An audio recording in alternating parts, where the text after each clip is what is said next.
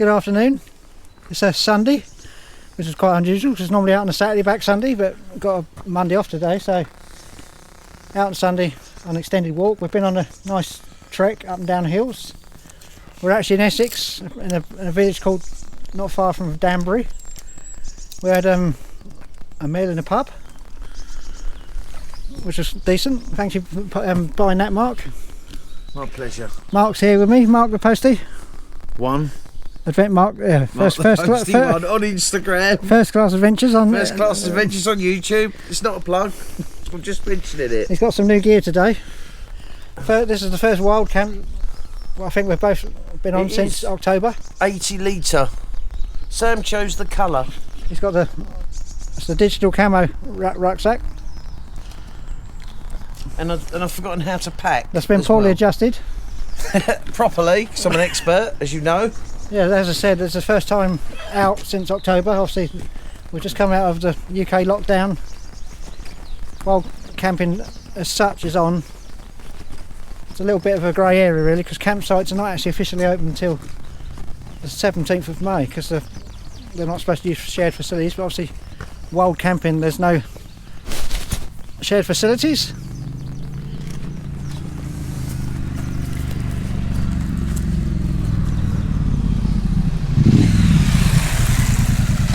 We're in quite an affluent area. Danbury's in the middle of Essex, right next to the big city of Chelmsford. There's a massive area for wild camping. Obviously wild camping is not officially allowed, but if you have a look on an Ordnance Survey map and look around Danbury, you'll see 3 large commons that surround Danbury. You can see one of them just over there. If I pan the camera around, that's one of the ones that we might be going to. That's called Lingwood Common. There's another common on that side called Blake's Wood.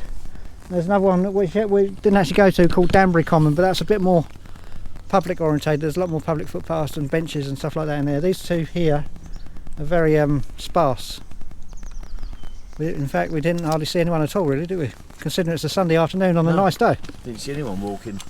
We're going to be walking down the road. It's not far. It's only about a mile to the site. We're not really sure what one we're going to go to yet. We're going to see what we feel like when we get there. We've been walking for several hours already, exploring. Well, I'm not getting any younger. Mark keeps complaining that he's old and buggered. I am 43. I'm old and worn out. The next time you see a video from me, apart from this one, it will be actually out in the wilds for 12 days, doing the coast to coast. So this is like a little preparation before that. I'm doing that in 2 weeks' time. It was all a bit up in arms because we didn't know whether we were going to be able to do it because of obviously the UK lockdown, but that's going ahead. I'm just going to pan the camera around, you'll be able to see what sort of area we are in. The whole area is full of places like this. There's manor houses, massive manor houses in great big plots of land with nice lakes and all sorts of stuff. It's a very affluent area. We'll get going. See you back. We found a spot. Looks like other people have been here before because we found some evidence of other campers, and Mark's found a nice knife as well.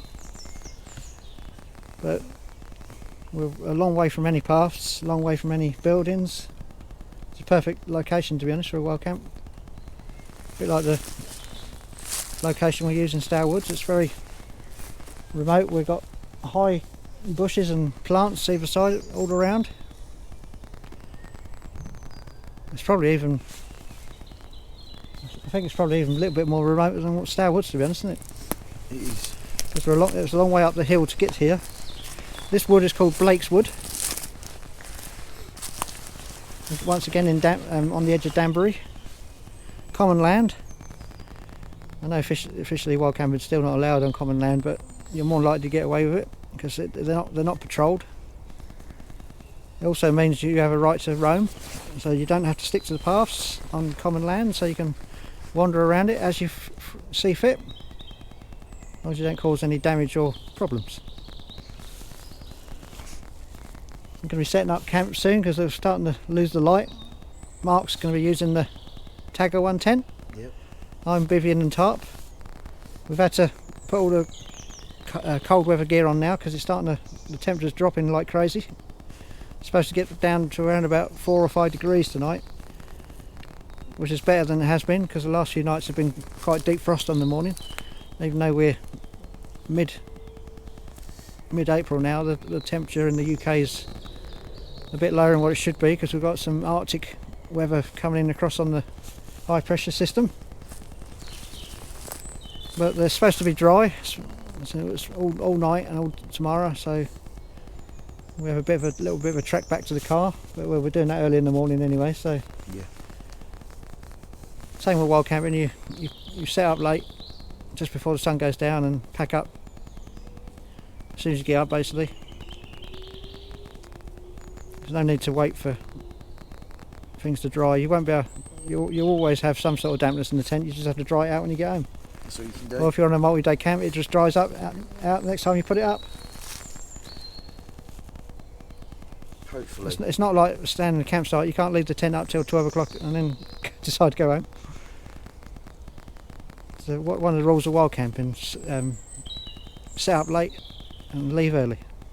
True.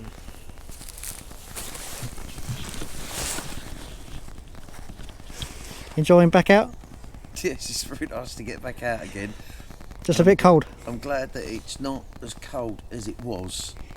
No, cool, yeah, that's got right. It's dropping down to like below freezing, wasn't it? So in one way, I'm quite glad that it's just going to be cold. I'm shaking. I'm going to be setting up just here. Mark's going to set up just over there on that slope. Yeah, because we don't care where ours. Yeah, I'm going to be here.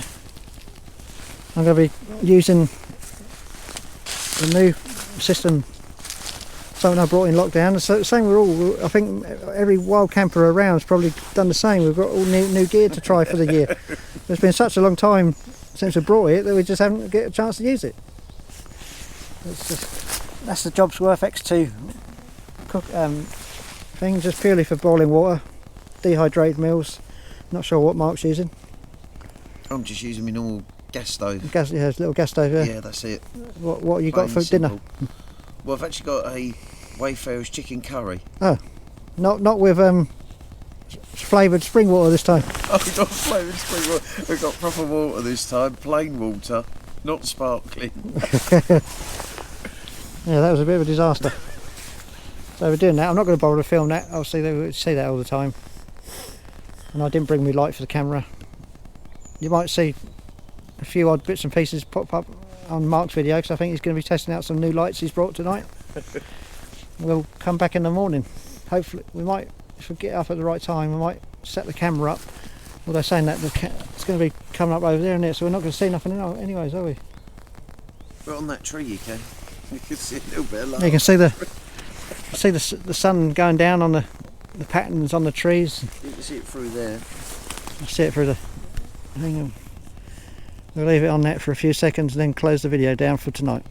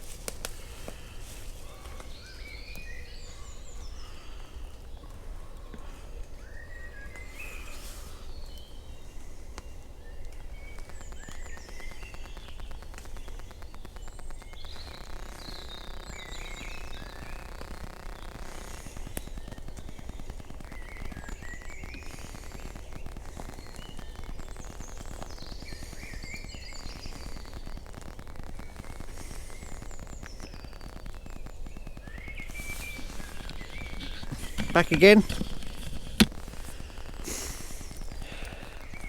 Had a good night's sleep. We've woken up in a bit of a cloud this morning though. It's a bit quite cool as well.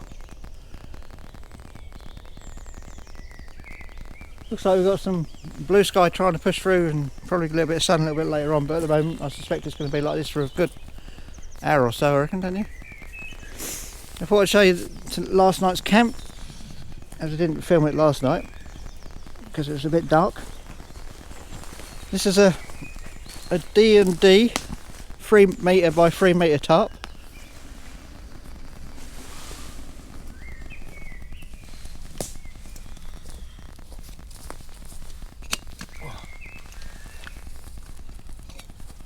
So there's Andy's coffee and his own mix of porridge there that he's done. He's practising getting ready, a few bits ready for his walk he's doing. I'll give you details of that. And now you can donate some money to his walk if you want to. Sponsorship, not as in paying for it. No, sponsorship, you know, it's sponsorship more than anything else, but that's just my English getting it wrong as usual. Yeah, just in case someone's... You don't want people to think that he wants you to pay for his... Fund my holiday, yeah. Yeah, it's not a fund my holiday. This is a charity walk he's doing. It's 12 days in it or something. Yeah. Well, that's the plan. That's the plan, man. Can do it in less. Some people do it in 10, some people do it in 9. If you want to be a star. Yeah, don't be a hero. Yeah.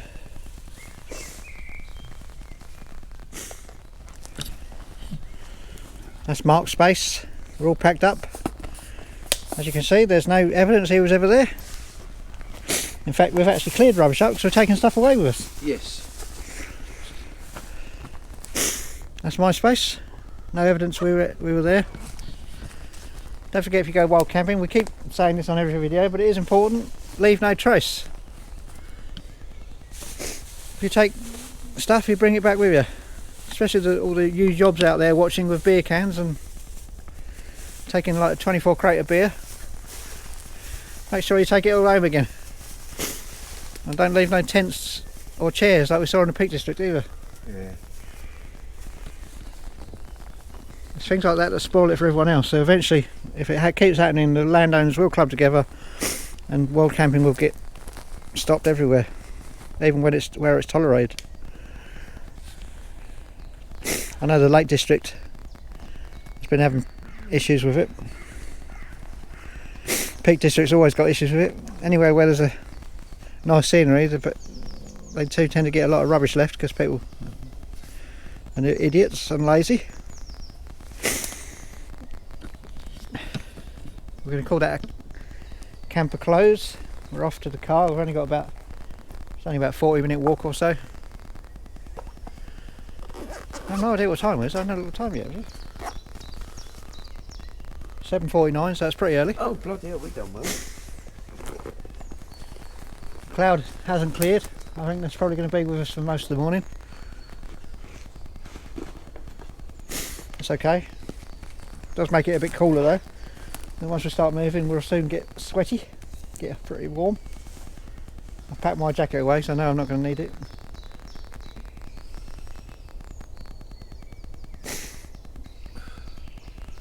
So we'll get going and see you. Any few last words? Well, I'd just like to say thanks for Andy's company. It's been really good. And I've got a new penknife. Nice one as well. It's I don't know, it looks like some sort of white edition. It was nice to actually be with him on the first camp back. I know, it's just nice to be with someone on your first camp back. We had a great time and many more to come. Yep. So thank you. This is not Starwood, so we won't be in lockdown next week, so we can carry on. Yeah. Mark's got the rest of the week off, so he's probably going to go out again. I'll put some links onto his videos.